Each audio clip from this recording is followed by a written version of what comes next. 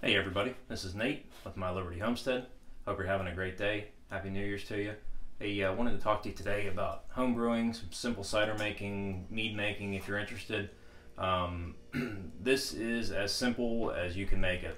For anybody who's interested in trying to get into home brewing or cider brewing, mead making, whatever it may be, this is as simple as you can possibly make it.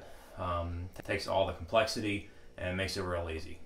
First off, I need to say I need to give full credit to Michael Jordan from a Bee Friendly company and Jack Spirco at the Survival Podcast for showing me this method. I'm going to show it to you. So all you'll need is a gallon or half gallon of apple juice. It can be plastic, glass, whatever you like. A packet of yeast, wine yeast, champagne yeast, whatever you like, and a balloon. Now, it's as easy as putting the yeast in and putting the balloon on top and waiting for it to happen. I mean, you can make it as simple as that or as complex as adding fruit to it, as adding flavors, maybe adding some honey to it, some brown sugar if you want more alcohol.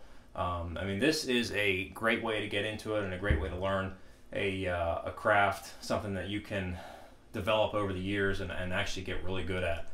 This is a low-cost way, and this is how I'm developing my skills and learning what works and what flavors don't work together, and what's the best and what works for me. So like I said, it's as simple as having your apple juice, pitching your yeast when you actually put it into the jug, and putting your balloon on and letting it go. Let me show you a few examples of some ones I've had going for the last about 3 weeks now. All they are some simple ciders with some fruit in them, particularly blueberry, raspberry, strawberry, and cranberry. I wanted to put all those in there and into independent batches. That way I see how they match up well with a cider. Let's take a look at them. All right, here are the batches I was just telling you about. Like I said, this is just cider, or in this case, I use Mott's organic apple juice with different kinds of fruit added in to see how the flavors will blend together.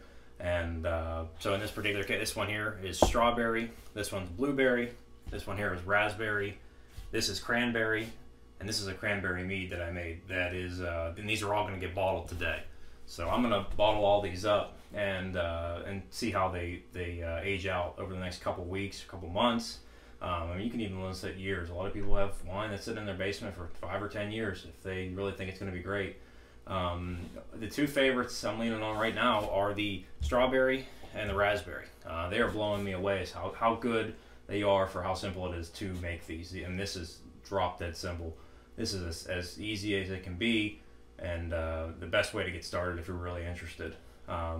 So to quickly go over the process for you, what you'll do is you'll start with your juice, you crack the top on it, and when you add your yeast to your juice or whatever you have, whatever you're working with, that's called pitching. So you're going to pitch your yeast, and all you're going to do is slap your balloon on. And in the next 24 hours, you should actually see the cider working. That there's actually something happening, that you'll actually see bubbles coming up, and this will obviously, the balloon will blow up and get bigger as time goes on. Some of them might even have to vent off. If you're interested in cider making, this is really the best way to go. You can even do mead this way. These are all small 1 gallon batches, which means that if something doesn't work, it's not the end of the world. What are you out, $5 or $10?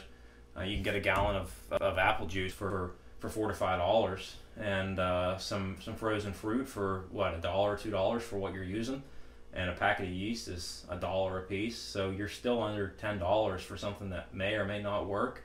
And if it works out great, you have a great wine or cider or mead that you can make for $10 that you can really enjoy, and you can make a whole lot of and save a lot of money. You're also not paying the tax, the alcohol tax. So that's a great way to get around that too, by making your own. I'll do a couple follow-up videos here on how to, just a quick rundown on how to actually do it, what you can put in, what works well, and a little down the road we'll do some tasting on these couple ciders and see what really works out, as it ages a little bit. So we'll take a look at that later on.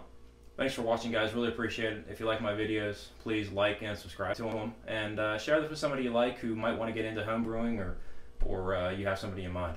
Thanks a lot, guys.